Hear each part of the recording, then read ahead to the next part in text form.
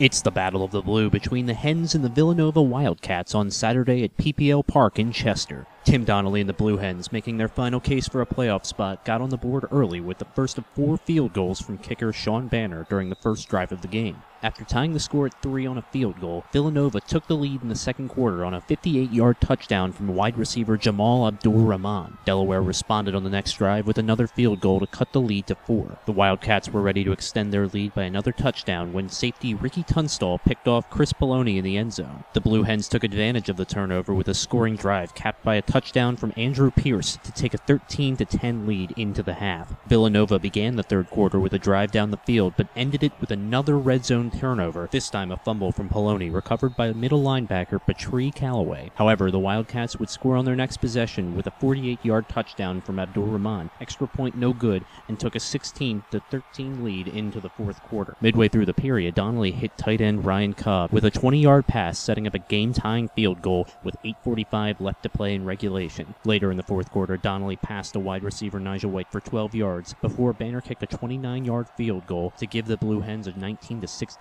lead with just over 2 minutes left in the game. The Wildcats' hope of a last-minute comeback were crushed when Tunstall intercepted his second pass of the game and took it all the way back for a touchdown to seal the 26-16 victory. Despite the pressure of his game-winning kick, Banner said he approached the play as he would any other. To be honest, I wasn't even nervous. I don't know why I wasn't. It's something you should be.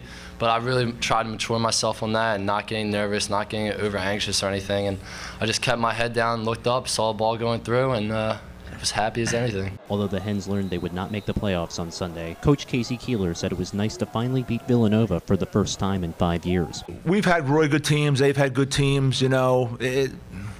Last year, it's an overtime game, and one of the best players in the country fumbles in the half-yard line, going in. And it is what it is. So we didn't really talk about it a whole lot, but at the same time, we all knew it was there.